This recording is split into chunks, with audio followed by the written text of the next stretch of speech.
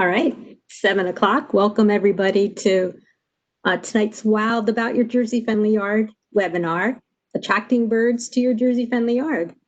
Before we begin, just a few housekeeping things. We are taking questions at the end of this webinar, so please stick around, ask your questions. But in the meantime, please type them into the chat or the Q&A feature, and we will monitor them and then direct them to our speaker tonight at the end of her presentation. And we'll try to answer some of the questions too. So as things go along, a question pops in your head, please enter them in the chat. And if you don't know what the chat is, if you just move your cursor down along the bottom, you'll see a row of circular icons, and the chat is the third one in from the right side with a little talk bubble on it. Just click on that and that will open the chat up. Before we begin, I just want to introduce a few people that are helping tonight. I'm Karen Walzer. I work for Barnegat Bay Partnership, and we host the Jersey Friendly Yards website. Also, we have Susan Servideo and Dr. Steve Urgell from Rutgers Cooperative Extension, and they're part of our Jersey Friendly Yards team, along with the Ocean County Soil Conservation District. And that is where our speaker tonight works, Becky LaBoy. She is the Education Outreach Specialist at the Soil District. She's also a co-leader of the Jersey Shore chapter of the Native Plant Society of New Jersey. She has a bachelor's in biology, Bachelor of Science in biology, a master's in education, and over 20 years experience as an educator. She is also an avid birder and enjoys landscaping her own yard to attract and support birds. So we are in for a treat. We're lucky to have Becky tonight to tell us all about how to attract birds to your Jersey Friendly Yard. One last thing, for your questions, when you enter them in the chat, please direct them to all participants, not just the host, which is me. That way we have a whole team ready to help answer the questions. All right, thanks, Becky. There is one question. Are there any handouts for tonight, or will there be handouts after? Sorry. Okay. Okay, sorry. Go. No, that's good. And just a quick reminder before Becky begins, our next one in our series will be in 2 weeks on the 15th. Same time, 7 p.m. Wild About Composting. It'll be really good. It'll be composting with a twist about what kind of wildlife you see in your compost pile and attracted to it. So, okay, Becky. Excellent. Thank you. Thank you so much, Karen. And thank you so much to the Jersey Friendly Yards team for inviting me to present my program tonight, Attracting Birds to Your Jersey Friendly Yard. And hello to my fellow Jersey Friendly gardeners out there and bird lovers. And I love sharing information about creating beautiful and healthy landscapes for both humans and wildlife. And I especially enjoy discussing bird-friendly backyard gardening. And attracting and supporting birds and other wildlife is really the reason why I garden. So I am so fortunate to be able to, that this rewarding role is also my job at the Ocean County Soil Conservation District. We offer a variety of educational programs that bring awareness to the importance of natural resources, including soil and water, and plants and wildlife. In addition, we promote environmental stewardship throughout the Barnegat Bay watershed. And your role as a Jersey-friendly gardener is a really important way for you to be an environmental steward of your watershed. So partnerships and combined efforts of the Ocean County Soil Conservation District with agencies such as the Barnegat Bay Partnership, Rutgers Cooperative Extension, and the New Jersey DEP have served to enhance our education efforts.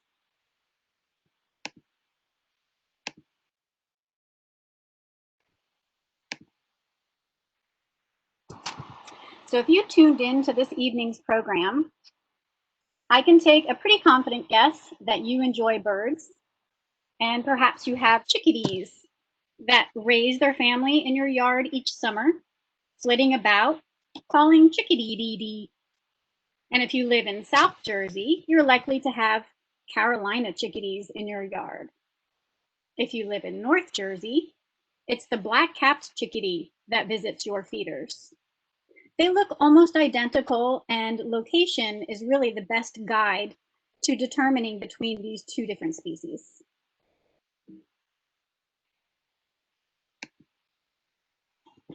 Or maybe you have song sparrows in your yard who remind you each morning through their lively song to put on the tea kettle, kettle, kettle. So surely your yard is visited by our state bird, the American goldfinch, who brightens each day with their cheery yellow colors. Or perhaps you have woodpeckers who visit, such as this red-bellied woodpecker on the left, or this hairy woodpecker on the right. There's a large array of bird species with whom we share our yards and our everyday lives. I'm going to introduce you to some of my favorite species and share ways that you can attract them to your yard. So birds are truly special creatures. There are no other animals on Earth quite like birds. One of the most interesting facts about birds is that they are descendants of dinosaurs. Over 160 million years ago, some dinosaurs began to grow feathers and gave rise to true birds. Modern scientists who study birds often refer to them as avian reptiles. About 66 million years ago, a meteor ended the Cretaceous period, wiping out the dinosaurs and most avian reptiles, except for a few ground-dwelling species. One of the surviving species gave rise to the modern ostrich group. Another surviving species gave rise to modern ducks, geese, and chickens. And a third surviving species gave rise to all other modern birds. As humans began to dominate the earth, changing its landscapes, some bird species went extinct. A handful of birds have been very successful, though, at adapting to the changes. In cities in the United States, several species are experts at living and surviving among minimal natural resources available in urban areas. Pigeons, house sparrows, and European starlings, all non-native species of birds from other nations around the world, have a remarkable ability to adapt to our American urban life. They readily use our man-made buildings and bridges for nesting. They deftly navigate traffic to find crumbs of food. And because of their gregarious social structures and ability to outcompete other species, they now dominate our city skies. Unfortunately, these non-native species are now considered invasive species. As they expand their ranges beyond cities, they have invaded the suburbs and even our agricultural areas. They form large flocks, sometimes numbering in the hundreds or even thousands, and outcompete native species for food, for nesting places, and other dwindling resources. In many suburban areas, we've cleared the land of all native vegetation, built large homes that fill most of the lot, planted non-native shrubs and trees selected by developers and landscapers from the same list of about a dozen species sold at big box stores, and installed thirsty turf grass. Very few species of birds or other wildlife can adapt and survive in this food desert. Luckily, just across the street from this house is a Jersey-friendly yard.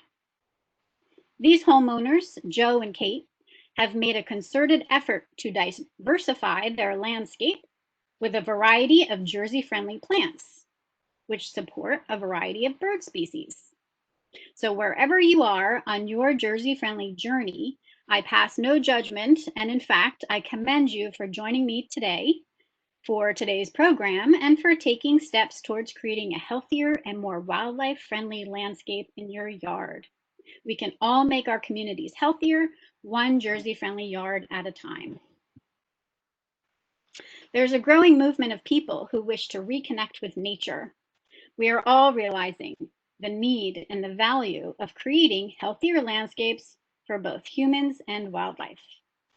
The more habitat we create in our yards, the more birds and wildlife we can attract and support.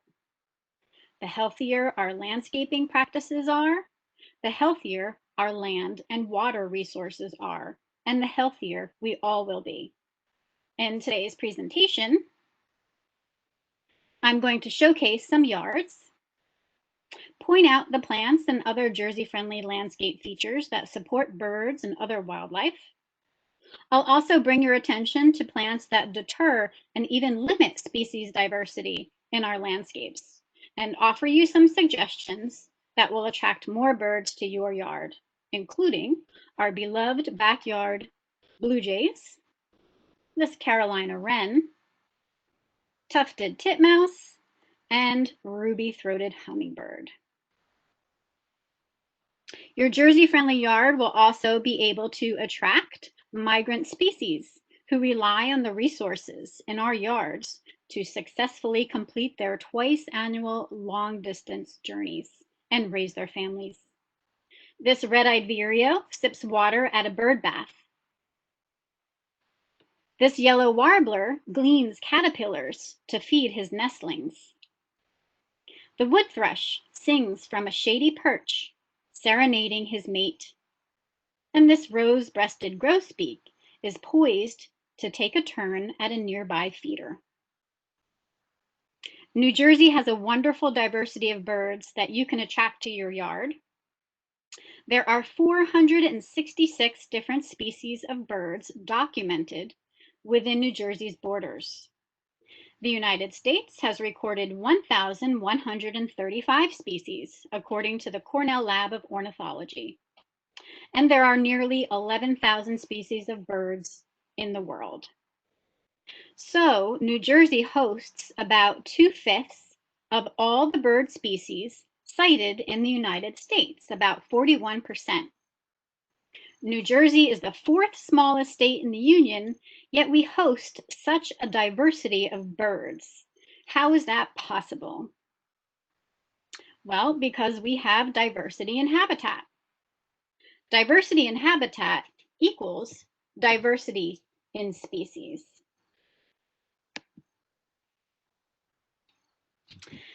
This species richness stems from diverse geology. If you've tuned into one of my presentations in the past, you've most likely seen this map. New Jersey is divided into 4 different physiographic provinces. The coastal plain region covers the southern portion of our state where I live. The Piedmont, Highlands, and Ridge and Valley cover the northern portion. Each province has characteristic geologic features and landforms, which can be seen in the different colors and swirls on the map to the right. For example, volcanic basalt formations created the Watchung Mountains in the Piedmont.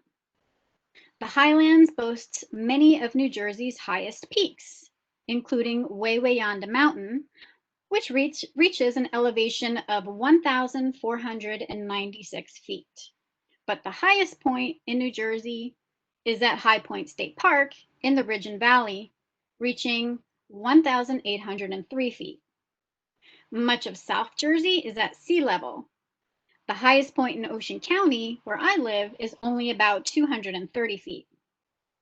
The different rock types in each province created different soil types, which supports different plant communities. And diverse plant communities support diversity in wildlife, and in particular in birds.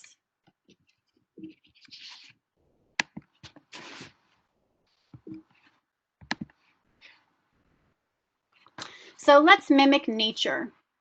Create diverse habitat in your yard and support birds' basic needs, which are similar to human basic needs. So these consist of water, food, shelter, and cover, and a place to safely and successfully raise a family. This worm-eating warbler migrates far distances to find the most abundant and nutritious resources available to raise her family. She stops along the way to take a bath. A hermit thrush finds a nutritious berry on a catbrier vine. 95% of the diet of fall migrating songbirds consists of berries and seeds. The overhanging branch of this tall pine tree provides protection, while the tree cavity provides a home to this red-headed woodpecker and her family. Carolina wrens are a common backyard bird who cleverly build their nest in warm, dry, and unusual places in our yard. So welcome to this Jersey-friendly yard in transition. This homeowner is in the process of converting her yard into a Jersey-friendly yard. She wants a yard that is healthy for the environment and attracts and supports birds and wildlife. We can see that there is a variety of different plant types in this yard, including trees, shrubs, perennials, ground covers, and grasses. This is a great start. It's important to have many vegetative layers within your yard, from prostrate ground covers to tall trees. Different bird species have different height preferences within the vegetation for foraging and nesting. Some birds nest and forage on the ground, such as this ovenbird, a type of warbler who migrates north to spend the summer in New Jersey. Ovenbirds are ground nesting birds. Their name describes the shape and structure of their nest. They gather leaves and twigs and form them into the shape of an old Dutch oven, where they will lay their eggs and raise their family. They require woodland habitat to supply them with nesting material and necessary cover to hide from their predators. A walk in the woods at your local county park will treat you to the sight of an ovenbird who pops up to a low branch, watching to make sure you stay far from his nest. Keeping dogs on a leash while enjoying your walk will help keep ovenbirds and their nest safe from our family pets, who naturally want to patrol the woods and instinctively sniff out these unsuspecting and vulnerable birds. Some birds nest or forage in middle vegetative layers, in shrubs or small trees. This yellow warbler is building a cozy nest in a small dogwood tree.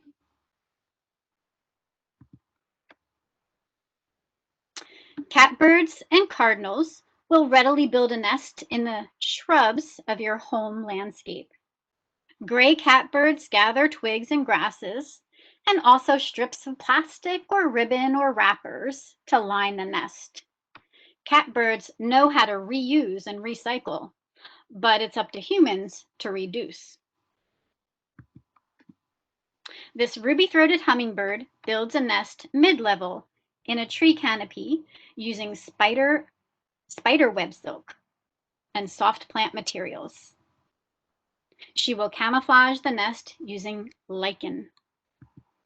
When the nest has done its job, it will be recycled by nature. This nest was constructed by a pair of American robins who aren't too fussy about location and sometimes choose to build their nest a bit higher in the canopy. This nest successfully housed a brood of young this year. Tanagers prefer to nest and forage high in the canopy. This male scarlet tanager shows off his brilliant scarlet color to a potential mate. She wears yellow and brown, colors that allow her to blend in with the nest and surrounding vegetation. In sexually dimorphic species, where males and females look different, males are typically brightly colored and females are typically dressed in muted colors that offer camouflage while on the nest. But it's the female that has influenced the creation of the male's beautiful attire. Female birds have an enormous influence over the evolutionary process of natural selection. They choose their mate based on fitness. A fit male will be better able to provision the young and protect the nest from rivals and predators. Because bright colored feathers is a result of good nutrition, a male that looks good has good health. A male that has good health is obviously able to find the best food resources. A female wants a mate that can be a good provider for her while she's on the nest and for her young. A male with healthy vocal cords can sing a song that signals his territory is marked and protected, another sign of fitness. The female carefully chooses a mate based on appearance and song. His genes are passed down to her young. This is survival of the fittest. Great blue herons nest at the tippy top of tall trees. And depending on the size of your property or its proximity to a local park or open space, you may be lucky enough to have great blue herons nesting in the tops of your trees.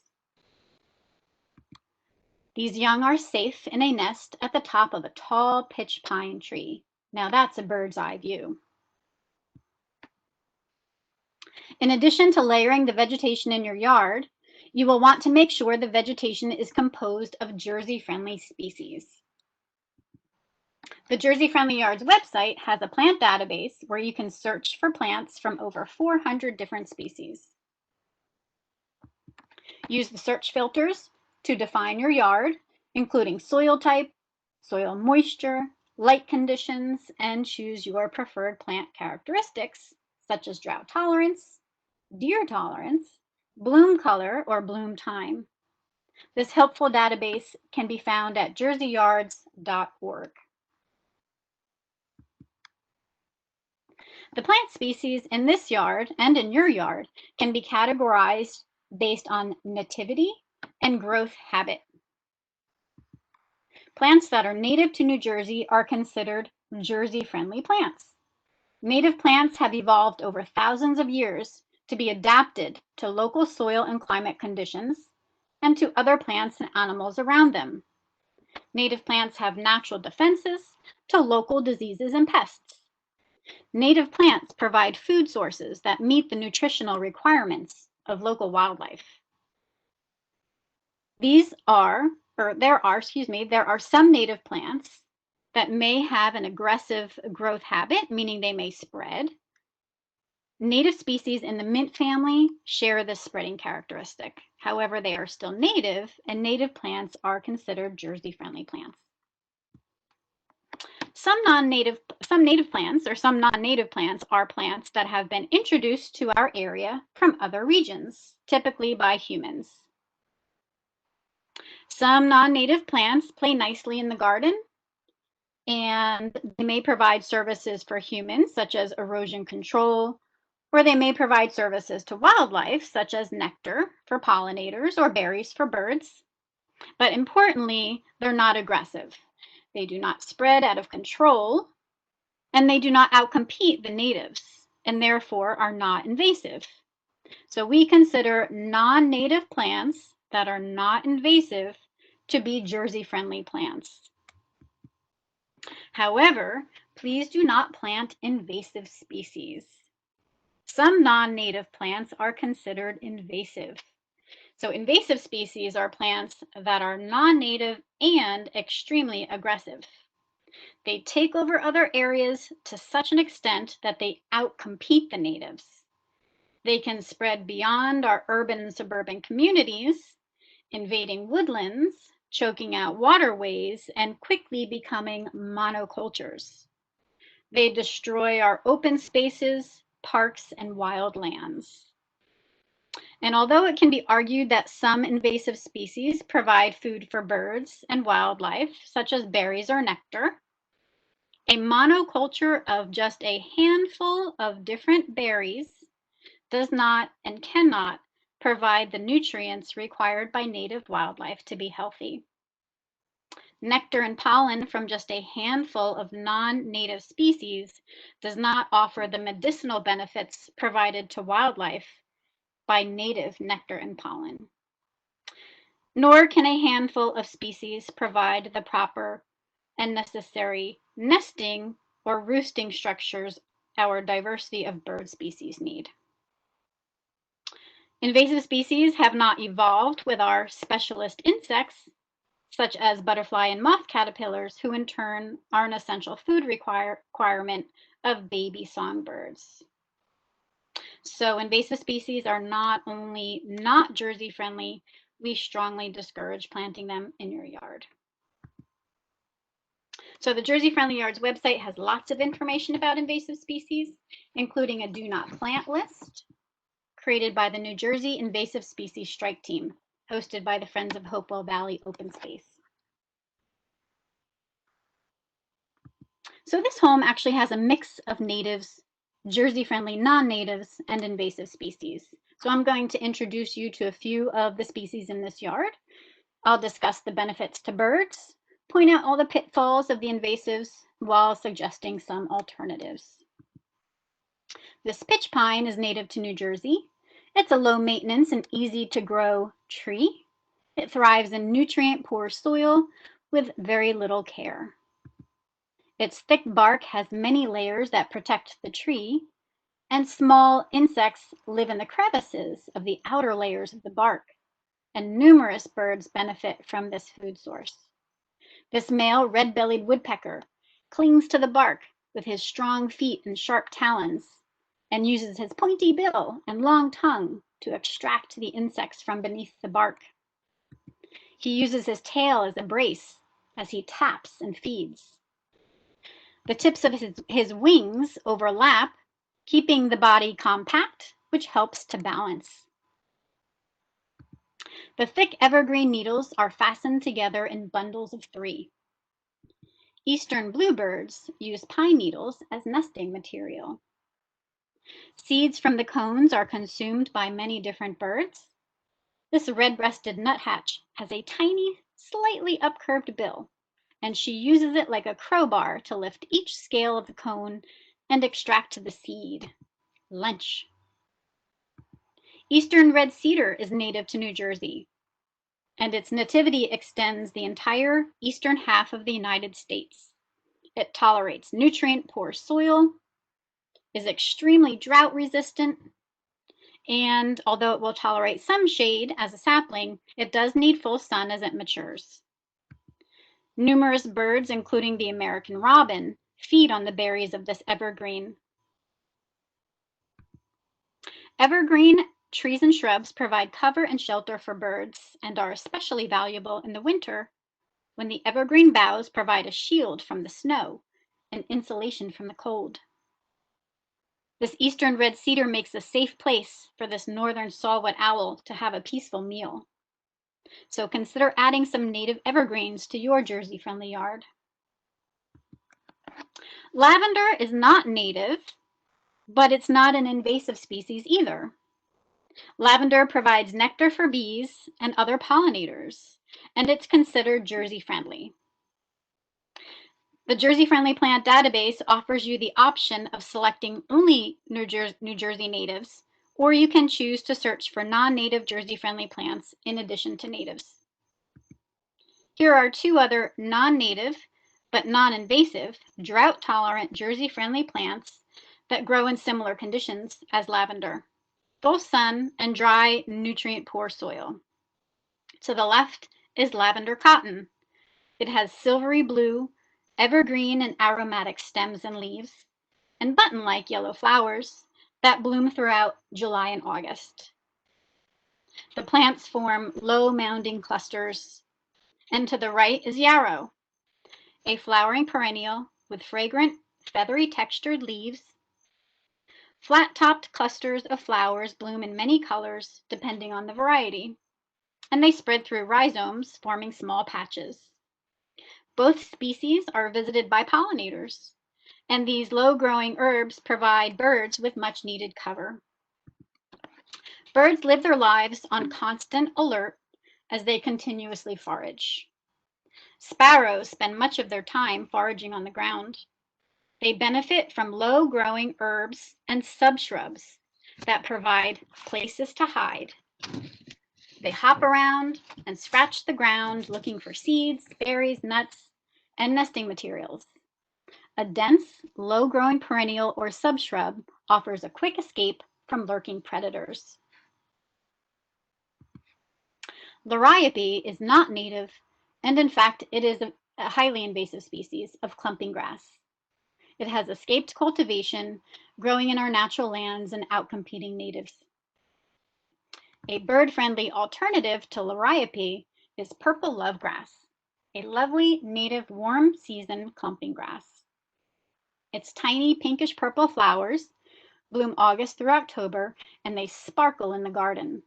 This is one of my favorite native grasses. Birds eat the seeds and use the fibrous grass blades as nesting material. As a low-growing mounding perennial, purple lovegrass provides important cover and hiding places for ground foraging sparrows and other backyard birds. Another wonderful native warm season grass is panic grass. Lacy sprays of seed ripen in late summer to fall, providing birds such as this American goldfinch with a feast in fall and winter. It's easily grown in full sun to part shade, but it generally performs best in full sun. It tolerates a wide range of soils, including dry or moist, and sand or clay. It also tolerates occasional flooding and salt, but it may flop over in overly rich soils or in too much shade. And it grows primarily in clumps, but it will slowly spread by creeping rhizomes. Many birds eat these seeds, including white-crowned sparrow, white-throated sparrow, American tree sparrow, and dark-eyed junco, which is another species of sparrow. Homeowners have been conditioned to cut back grasses to the ground in fall or late winter, but our avian friends will benefit from the protection and cover provided by tall standing native grasses throughout the winter season, when much of the cover provided by deciduous trees and shrubs is absent. So wait until late spring if you can to cut back stems, or cut some stems but leave others standing. Beneficial insects who use the stems as overwintering habitat will also benefit, and these insects will in turn provide more food for birds the following spring and summer. Burning bush, also called euonymus, is another highly invasive species. Unfortunately, it is high on the list of plants recommended by landscapers. Homeowners are drawn to its hardiness and to the bright red fall foliage. Several native bird-friendly species make wonderful alternatives to burning bush. This winged sumac also has leaves that turn bright red in the fall. Native sumac species are generally tolerant of a variety of soil conditions. They have high drought tolerance and high salt tolerance. But be careful because their underground runners can spread quickly. They are considered an aggressive native. Clusters of flowers form at the tips of the stems, and they start out as yellowish green color at the end of summer, and then ripening to a deep red in the fall. And many birds enjoy these native berries, including chickadees and gray catbirds and American robins and brown thrashers all benefit from sumac berries. This elegant yellow-billed cuckoo was photographed sitting in this sumac. Cuckoos have an affinity for hairy caterpillars. As part of their mating ritual, a male cuckoo will present his mate with a caterpillar. If she accepts, they will copulate. High bush blueberry showcases bright red leaves in the fall as well, and the birds love the berries. High bush blueberry grows in well-drained acidic soil in full sun or part shade. It has low drought tolerance, so keep the soil covered and don't let it dry out. White flowers bloom in late spring to early summer, providing food for native bees, and fertilized flowers will give way to berries, which ripen in the summer. Blueberries are a favorite of gray catbirds, which is a common migratory songbird who spends the summer raising their family in our backyards. They watch the berries ripen every day and will surely eat them before you do. But that's why I grow my blueberries for the birds. Chickadees, warblers, orioles, crows, blue jays, cardinals, wrens, and vireos all enjoy blueberries. Cedar waxwings are another fruit-loving species. Similar to most other songbirds, waxwings raise their young on insect protein. But unlike other songbirds, they also include a healthy portion of fruit in their diet as the nestlings get older. In fact, the adults delay their nesting until later in the summer season so that the young fledge when there is an abundance of fruit available. Cedar waxwings spend much of their lives in large family groups, wandering in search of fruit. When the fruit runs out, they continue their search in other areas. So planting native fruiting shrubs and trees in your yard will entice flocks of cedar waxwings to visit. This bird in the photo is eating cherries from what I believe to be a chokeberry. Chokeberry is a shrub that comes in black and red, and each has slightly different growth habits. Both produce berries for birds. This young cedar waxwing is benefiting from the abundance of berries produced by eastern red cedar. American holly is another berry-producing tree native to New Jersey in the eastern United States. The berries it produces are a crucial winter food source for cedar waxwings, as well as many other species of birds that spend the winter in cold northern regions like New Jersey. American robins congregate in large flocks in our woods in the winter. This strategy of flocking used by waxwings, robins, and many other birds provides many benefits. The more eyes searching, the more likely food will be found. Also, there is safety in numbers, especially in the winter when our northeastern deciduous forests lay bare of leaves. Many fruit-bearing trees and shrubs offer berries that ripen in late summer to fall. I mentioned earlier that 95% of the diet of fall migrating songbirds consists of berries and seeds. Orioles, mockingbirds, waxwings, thrashers, and thrushes all benefit from fruit-producing shrubs and trees in our yards. The dropping of leaves to the forest floor is necessary for our trees and shrubs to survive the winter. It helps conserve energy and water. The fallen leaves offer insulation to the soil and to the sleeping plants, whose roots lay dormant underground. The leaves also provide hiding places and camouflage for many creatures. This chuck-will's widow, a member of the family of birds called nightjars, rests during the day and hunts for insects at night. She relies on the leaf litter to blend in and avoid predators, as she sits absolutely still on her egg. This precious egg is vulnerable. Without the camouflaging leaf litter, this egg would be a nutritious meal for many forest animals. On the south side of our homeowner's yard, she has planted eastern hemlock trees as a privacy fence for her backyard. Eastern hemlock is native to northern New Jersey and typically grows in cool, shady woodlands.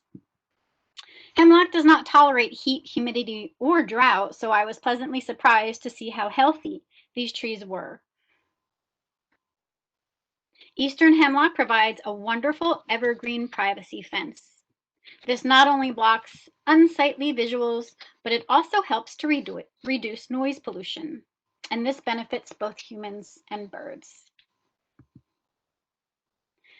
Sound is an important sense for birds, including song sparrows. Birds communicate through a variety of songs and sounds. Noise pollution can impact the success of bird survival. Since most of our developed world consists of low-frequency sounds, some birds are actually now singing higher-pitched songs. But scientists have not yet determined if the birds are actually using different notes or if the pitch change is a result of the birds shouting instead of singing. Seeds of conifers, including eastern hemlock and pine, are important food sources for birds. Another view of our homeowner's yard shows some spirea, and I'm sad to have to report that spirea, specifically Spirea japonica, is an invasive species. A bird-friendly native alternative is New Jersey tea. This is a wonderful shrub to consider for your dry yard. It grows slowly and grows to about 3 to 4 feet in height. And it may act somewhat like a ground cover or a subshrub for a few years before it begins to gain height. It prefers well-drained, sandy or loamy, acidic soil. It has showy, fragrant white flowers that bloom May through July that are attractive to hummingbirds. Butterflies and bees are also attracted to the nectar. And it's a host plant for butterfly and moth caterpillars, including spring and summer azure and mottled dusky wing. Another beautiful native, bird-friendly shrub that you can add to your Jersey-friendly yard is sweet pepper bush. Perched in the center of this shrub is the brightly colored male indigo bunting, a summer visitor that you may have seen or heard singing in your yard. The bright indigo color of this male is very attractive. The female indigo bunting is a soft brown.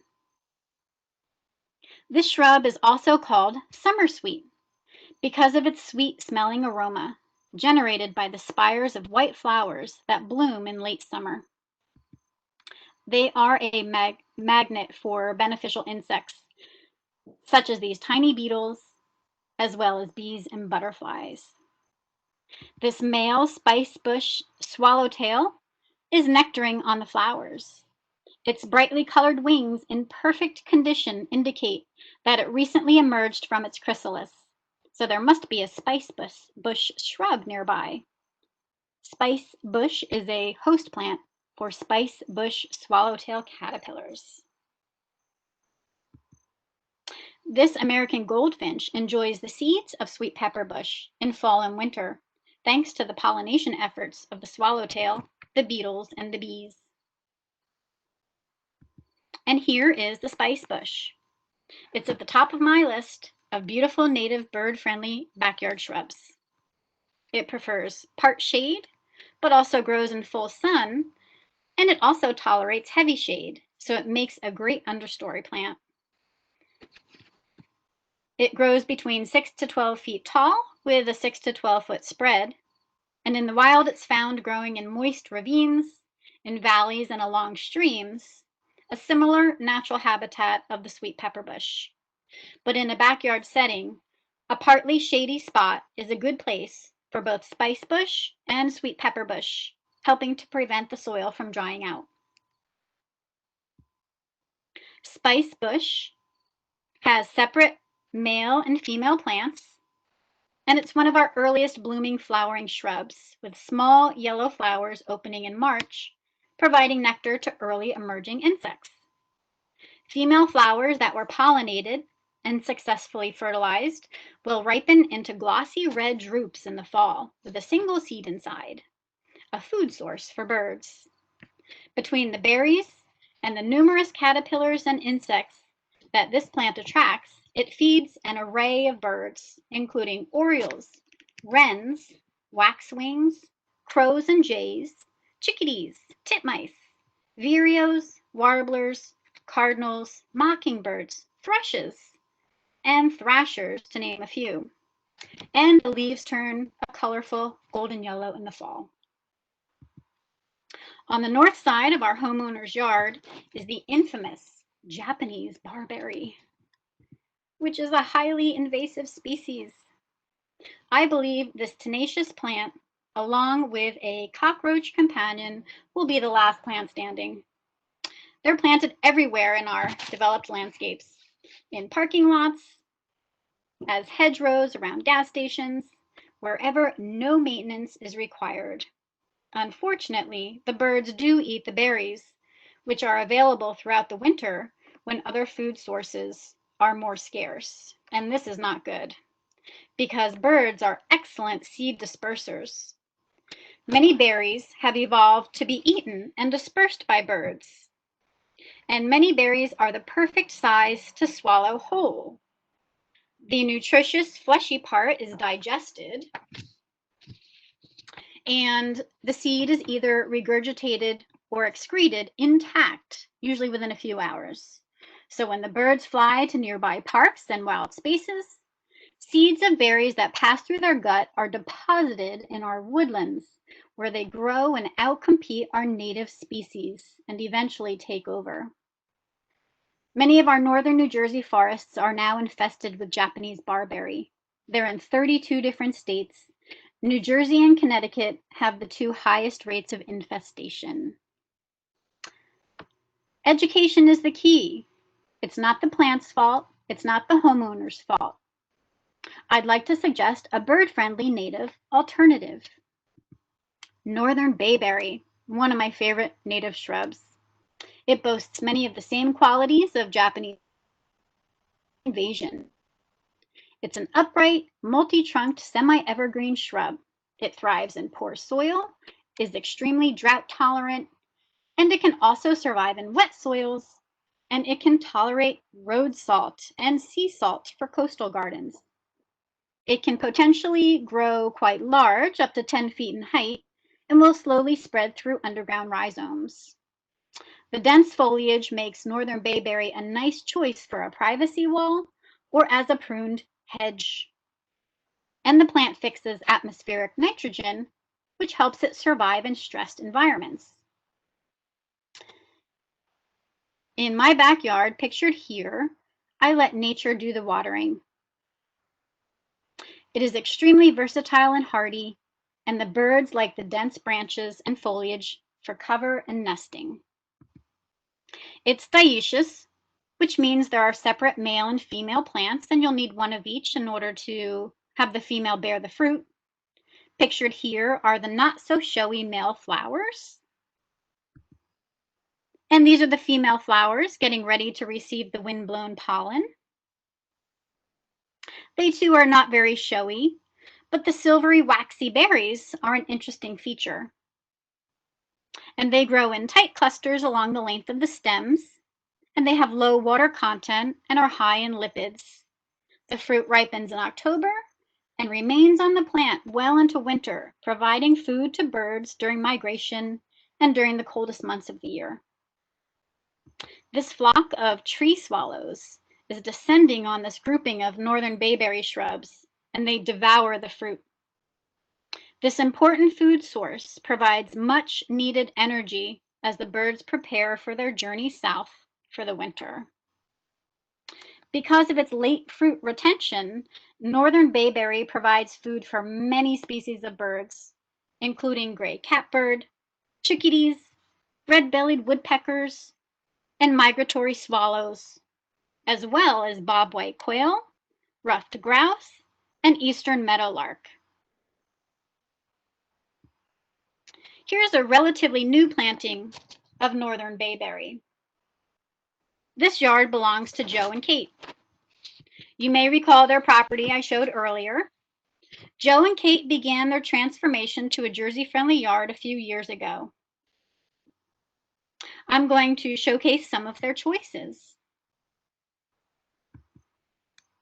Next to the northern bayberry is blue wild indigo. It is not a native of New Jersey. It's a native of the prairies of Oklahoma. It is a tall, bushy perennial with lupine-like flowers that extend above the blue-green foliage and bloom May through June. And the flowers are followed by seed pods, which turn black when ripe. And if you shake them, you can hear the loose seeds rattling around inside. Birds benefit from the cover this plant provides. It tolerates both drought and poor soils, and it has good deer resistance. And it's very beautiful. Threadleaf coreopsis and butterfly weed are both attractive perennials to humans and wildlife. Butterfly weed is native to New Jersey and much of the eastern United States. As many of you may know, it's a milkweed and an important host for monarch butterfly caterpillars, and it's also very attractive to bees. To my knowledge, New Jersey cannot lay claim to any native species of Coreopsis, but there are many Coreopsis species native to the southeast and to Midwestern United States, including this one, threadleaf Coreopsis. Along with butterfly weed, threadleaf Coreopsis supports birds through its ecological connections to other wildlife. Like butterfly weed, threadleaf Coreopsis is highly prized by pollinators, including bees. And bees are a favorite food of tanagers. This summer tanager will fly off a perch, and with great precision, it will snatch a bee in midair. And then it whacks the bee a couple times on a branch to remove the stinger and then consumes it. This Philadelphia vireo is also adept at catching insects in flight.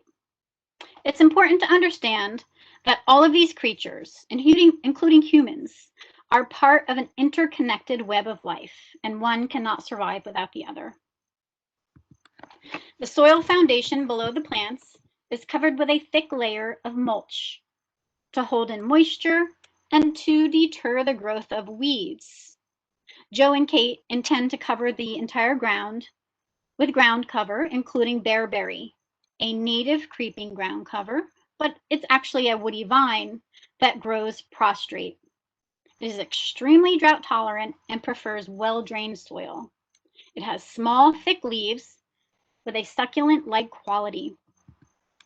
Small white flowers bloom in early spring and give way to berries that ripen in the fall. No need to rake the leaves. They provide additional places for birds to scratch and look for food, and the leaves will insulate the soil, and in time the leaves will decompose, adding important nutrients to the soil. Including native ground covers in your Jersey-friendly yard adds another layer of diversity in the landscape. The tall sunflowers, offering a colorful backdrop to the garden, are early sunflowers, Heliopsis helianthoides, native to New Jersey. I have them growing in my yard and have enjoyed the many different pollinators attracted to their nectar. And I've especially enjoyed the ruby-throated hummingbirds hovering over the flowers to take a sip.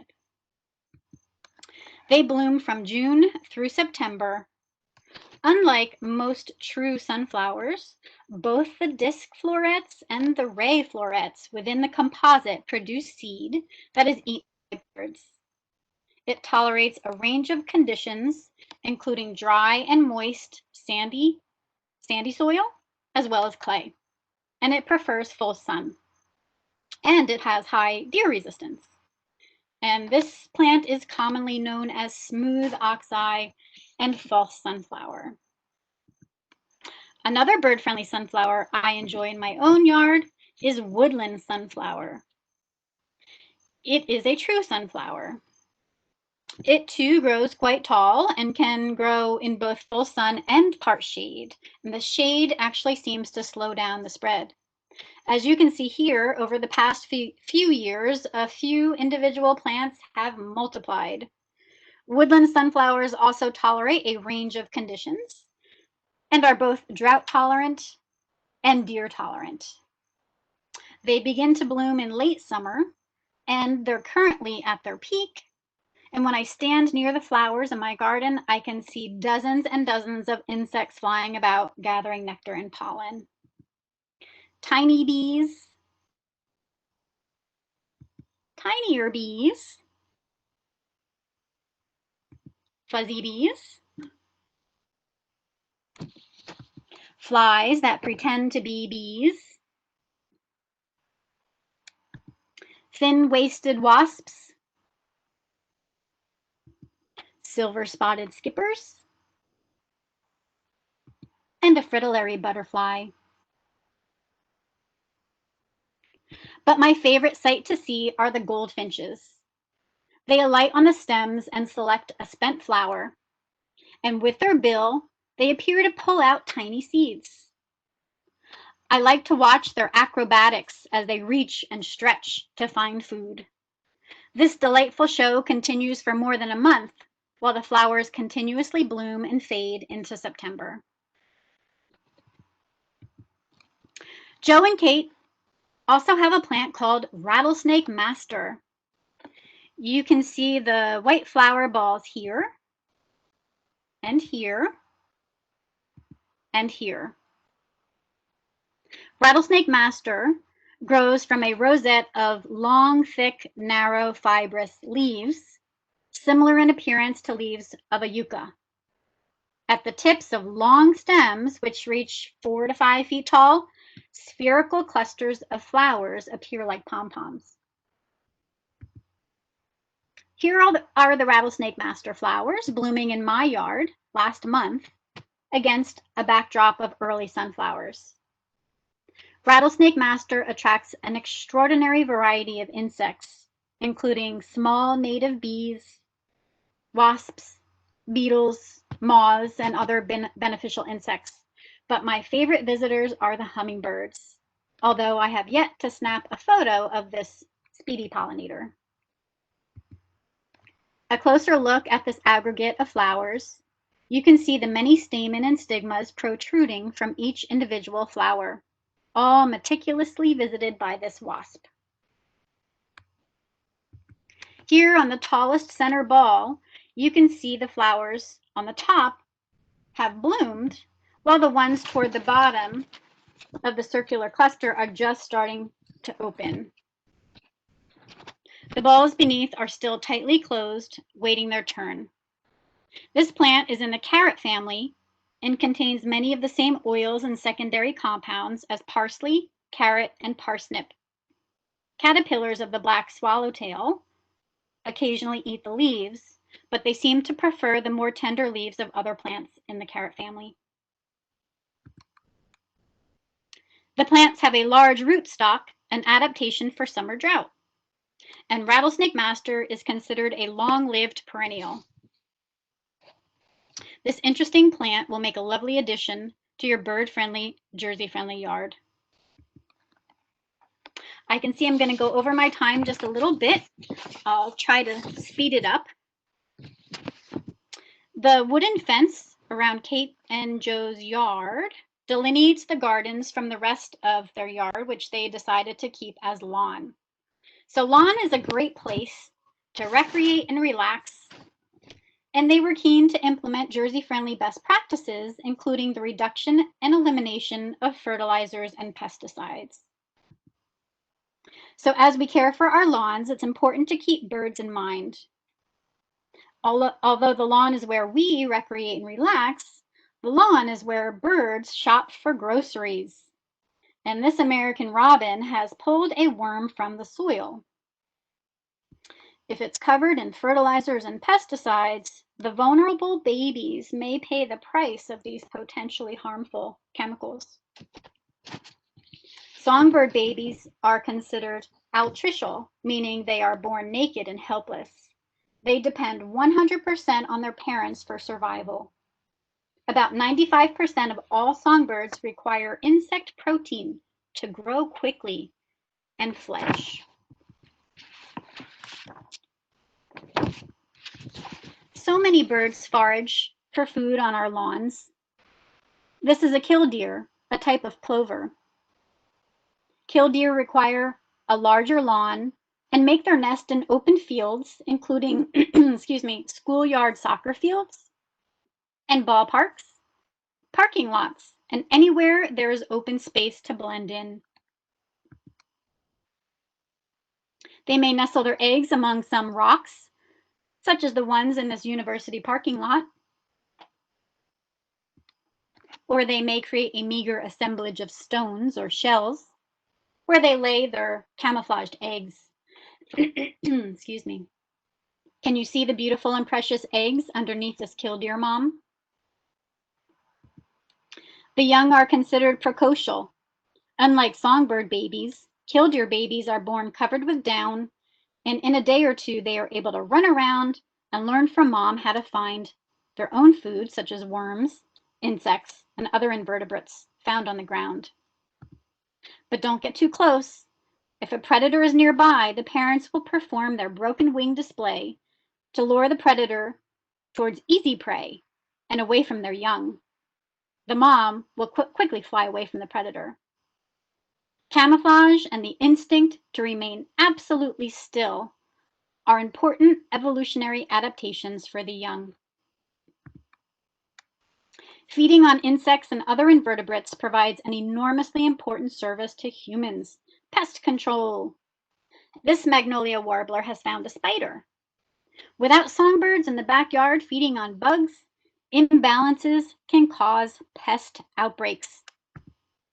This song sparrow brings beetles home to feed her young while servicing our gardens free of charge. While constantly searching for food, our backyard birds are also constantly at risk from predation. They must eat without being eaten. So in addition to planting tall native grasses or mounding ground covers, subshrubs and perennials, you can create brush piles in your yard to offer a place where small birds can hide for a quick escape. You may think this brush pile looks like a messy pile of sticks, but I encourage you to think of it as part of your overall bird-friendly landscape, an important component within your backyard wildlife sanctuary. This Cooper's hawk was thwarted this time, but she'll be back. Adding bird-friendly structures to your yard can supplement some basic needs that might be lacking. A homemade nest box will help support the next generation of cavity nesting birds, and there are many cavity nesters. Chickadee, eastern bluebird, house wren, tree swallow, tufted titmouse, white-breasted nuthatch, brown creeper, several species of woodpeckers and flycatchers, as well as our smallest falcon, the American kestrel. Owls are cavity nesting birds, including great horned owl, eastern screech owl. All of these birds and more are cavity nesters, so dead and hollow trees are in high demand. Think about your yard. How many tree cavities are available for cavity nesting birds? Chickadees build their nest inside the cavity using soft materials such as moss. They add fine grasses, feathers, and fur. A cozy place to grow up. Not only can you offer a nest box, you can also offer soft materials birds can use to line their nest. One of the most exciting birdwatching experiences in my yard is the eastern screech owl. We installed a nest box several years ago and have been delighted to have an owl or two spend each winter in our backyard. We've had different individuals over the years, and we can tell because some of the owls are the red morph and some are the gray morph. At least one year we had 2 owls at once, and we only knew this because they were different morph colors. But no owls have raised young in our nest box yet, maybe this year. Our screech owl box is situated on a 12-foot pole with a black baffle to deter raccoons or other critters from climbing it. Although we're lucky to have a pretty large property, even small properties, I promise you, can host a screech owl box.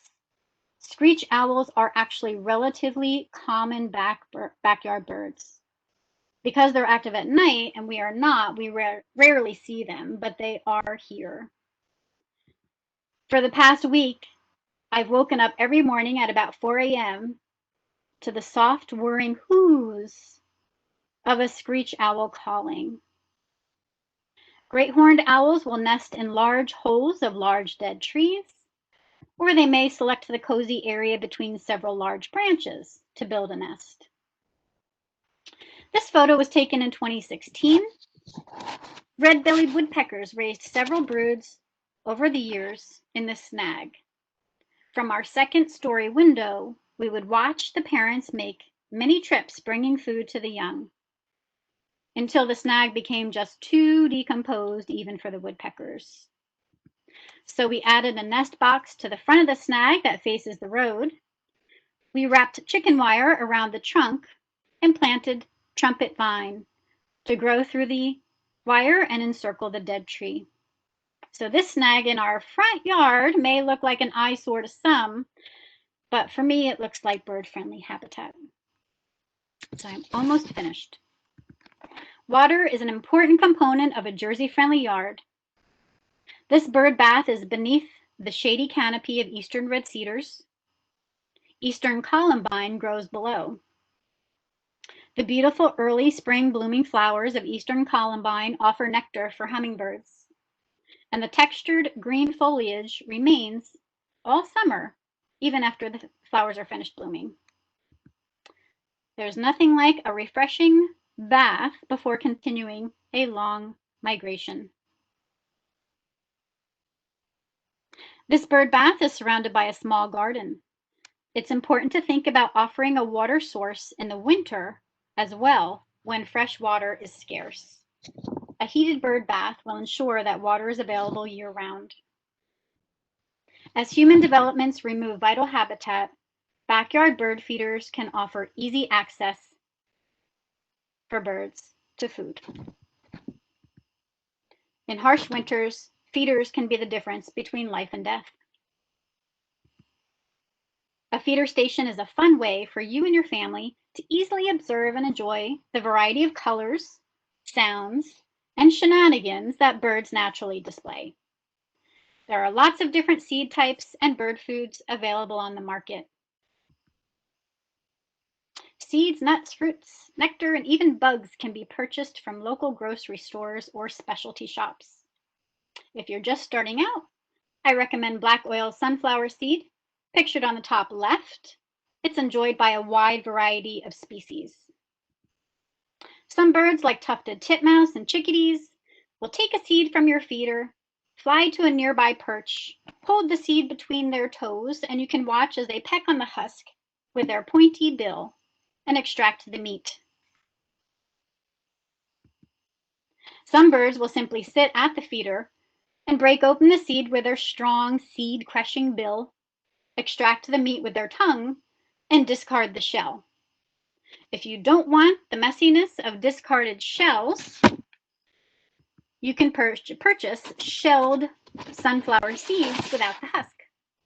Birds will simply eat the meat, no mess, unless you're a male rose-breasted grosbeak trying to impress a female rose-breasted grosbeak and feed her a seed while breakdancing. So this ritual of the male presenting the female with food is common in songbirds. This male downy woodpecker is feeding the female. By doing this, he is signaling his ability to find food to share with his mate while she's on the nest, and to provision the young nestlings. My next recommendation would be peanuts. Nuts will bring in the woodpeckers, including this beautiful male red-bellied woodpecker, a common backyard bird in New Jersey. And this downy woodpecker, the Carolina wren, will also eat peanuts from a feeder. This white-breasted nuthatch visits my peanut feeder throughout the day, and blue jays love peanuts. And if you're lucky enough to live in one of the counties in New Jersey where the pileated woodpecker resides, you might get this regal visitor to your feeder. Unfortunately, pileated woodpeckers do not reside in Ocean County where I live, although every once in a while, a long while, a local birder will report hearing or seeing one. My third and last recommendation would be Niger seeds, also called thistle. They're tiny seeds enjoyed by the American goldfinch, house finch, and pine siskins, pictured here. If you wish to attract and supplement hummingbirds, you can hang a hummingbird feeder. 1 part white sugar to 4 parts water. No need to add the red dye. Your red feeder will do the trick. You can also supplement your feeder station with other foods such as oranges, loved by Baltimore Orioles like this one. You can offer grapes, blueberries, cherries, dried cranberries. Some folks offer jelly. Also, mealworms can be purchased and are enjoyed by lots of birds, including eastern bluebirds, who will feed their young with them. When you create a Jersey-friendly yard that welcomes the birds, butterflies, and other wildlife, a safe sequestration at home will be more tolerable. You might find that you don't want to leave. take some time to get to know the birds in your yard. What color are they? What songs do they sing? What trees and shrubs are their favorites? Or do they spend more time on the ground? What kinds of food are they able to find in your yard? Where in your yard have they built a nest? Are they feeding young? Have the young fledged? Use a field guide to help you identify the birds. Start keeping a list of all the species who visit your yard. Which ones spend the winter? Which ones return each year? And which one is your favorite? When you create a Jersey-friendly yard with plants that provide birds and wildlife with food, water, shelter, and protection,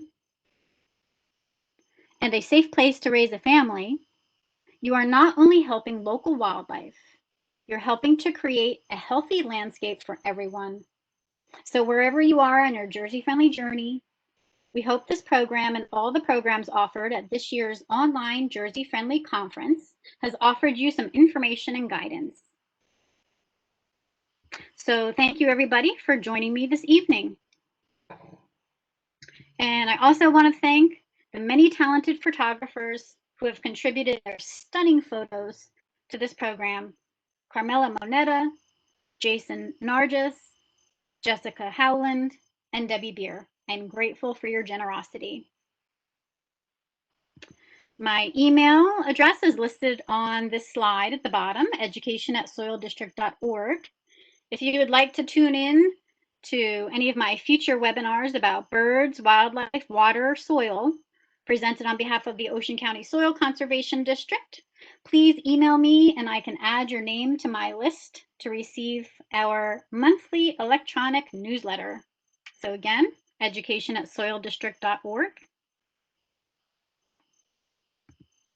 And we hope you'll join us for the last two webinars in our Wild About Jersey Friendly Yards webinar series.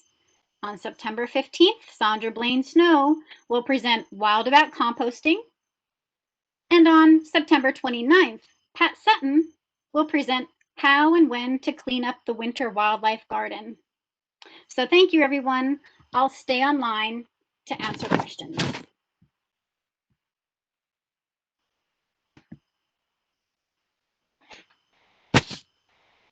Becky, that was wonderful. This is Sue. Sorry, I forgot to put my video back on.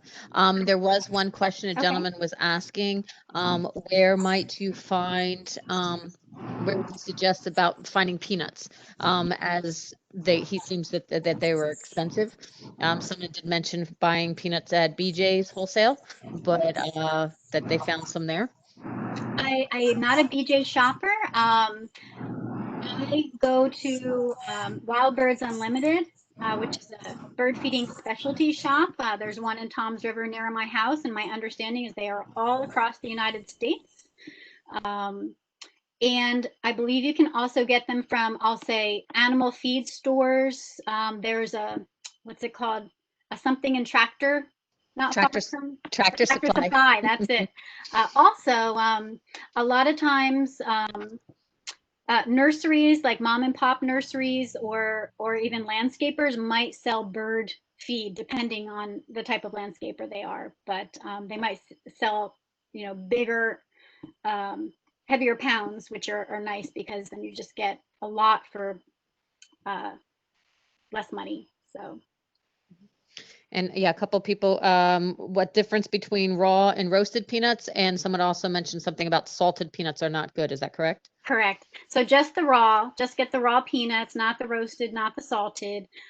You can also purchase just peanuts in the shell, of course, not roasted or salted either, but kind of like you get maybe at a ball game where you crack the shell. Blue Jays like them, and they make special bird feeders just for those types of peanuts. They're kind of shaped like a wreath, and you put them inside, and blue jays and larger birds can easily pull them out. It's kind of fun to watch the blue jays crack them open. you got questions coming in everywhere. So go ahead, Karen. I know you've got one coming in. Yeah, no, I'm just, there was a comment by someone, and I'm not sure if they're the raw unsalted peanuts in the shell, but he said you can get bags of peanuts in the shell at Costco. So just a thought. I don't know if they're the correct ones. Someone asked, what plant was the Nashville warbler sitting on? Oh, okay. That was on beach plum. It was in bloom. So that was during spring migration. Yeah, that was a really fun day of capturing some photos of some really pretty warblers that migrate through in the spring and fall. In the spring, of course, they're in their beautiful breeding plumage, beautiful colors, whereas in the fall, they're losing that the beautiful colors, and they all tend to look very similar to each other. So identification is more difficult in the fall. So if you're just starting out with identifying birds, certainly go out in the fall to look and listen and learn. But springtime is really a little bit easier for learning to identify, especially warblers in their spring plumage. Someone had asked, well, actually, she said that she had read that an ecological way to get rid of used vegetable oil was to mix it with oats and put that out for birds. And she's asking, is this a good idea? I've never heard that before. I personally would be kind of hesitant to do that. I don't know. It's a good question. I guess it's plant oil. I don't know. So yeah. I can't say whether it's good or not good for the birds, but I'd be hesitant about doing that. However, there are recipes out there, and probably the best thing to do is to call maybe a Wild Birds Unlimited or some local bird specialty shop and ask them. You can make like homemade suet using oats and other natural materials. So if that's kind of where you're getting at with that particular question, mixing oats and oil, I'd look up some recipes and ask some experts, bird feeder experts. It's a good question. Yeah, someone asked a quick, well, I say it's a quick question, but how do you store unused seeds? What's your best? So what I do is I get the 5-gallon buckets. I'm going to say from Home Depot. I'm not, a big box store, I guess. Get those nice 5-gallon buckets, sturdy with a lid that you push down and it kind of almost sort of locks on. And they're airtight, watertight, and that's what I do is I get my seed home and I pour them into different labeled buckets, and then during the season I just take the bucket and fill my seeders. All right, and I see one more. I don't know how long you want us. Michelle asked about a favorite shrub for full sun, dry location. I know they can use the Jersey Friendly Yard site. We did put that up on the links up there. But she was saying something to, do you have another choice other than she has barberries, Itea, clethra, dogwood, and 9-bark? Was there anything that pops out at you as something that would be another favorite shrub? Okay, and the New Jersey tea was one that I featured, which is great for dry yard and has beautiful flowers, and it doesn't get too big, so it would be a nice mix with those other ones. And you said barberry, but I'm guessing you meant bayberry. Oh, I'm sorry, bayberry. Yes. Yeah, I don't want to promote no Japanese barberry. I probably went on and on way too long about that shrub, but I had to make a point.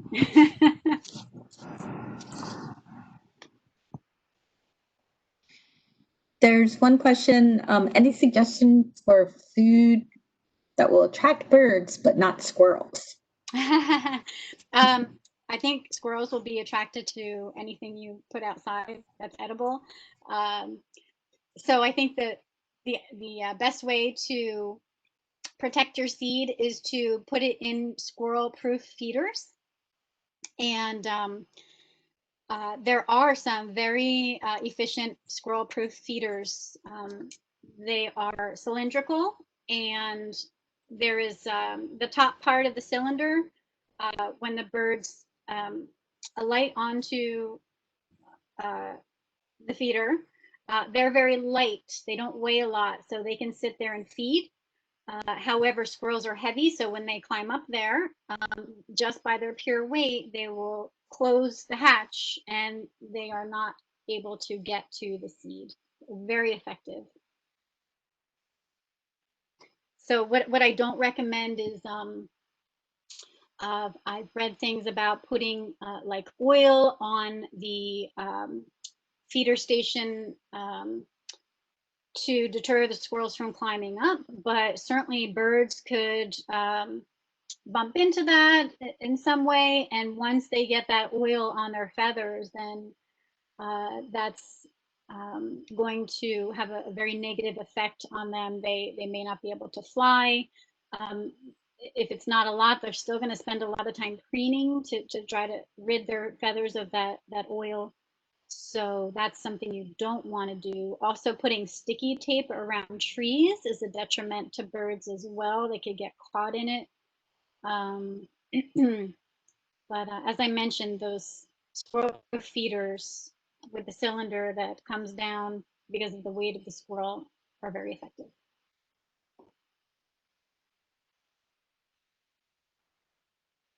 That was all the questions I think I saw at the that I couldn't notice. I don't know if anybody else, but a lot of great comments, great presentation, great information, and Becky, wonderful job as usual. Thank you. Very nice. I went on and on a little bit. I just want to share so much information because I'm so passionate about it. I even, as I was going through, I was like, all right, I'm going to skip that part. I won't talk about that. But I'm sure I will have lots more opportunity to share more programs about birds in the future. I'd be happy to. Thank you so much. That was wonderful as always. And we have so many great comments coming in. Oh, great. I saved them so you can check them out later, but everyone thanking you and saying what a great webinar it was. So. Oh, good. Well, thank you so much. And really the photos, here's Carmela Monetta's photo right here of the pine warbler and all the photos that were contributed. I'm so grateful to all my birder photographer friends for kindly lending them to me to show off and tell my story. So it's a team effort, right? Just like Jersey Friendly Yards, it's a team effort. If we all have a Jersey Friendly Yard, it will be a healthier place for birds and humans. So I just want to remind everyone, because we still have quite a few people, on here. When I end the webinar, please just take a minute to answer 4 really quick questions about the webinar. It'll help us in the future when we plan other ones. Thank you for that. Mm-hmm. Okay, and thanks Sue and Steve for helping to answer the questions. Thank you. Yes, thanks. We've got our team here tonight. That's great. All represented from Barnegat Bay Partnership to Rutgers Cooperative Extension and Ocean County Soil Conservation District. We're happy to bring you Jersey Friendly Yards. Yep. Have a great night, everybody. Bye, everyone. You're still recording, by the way, just to let you know. Yeah.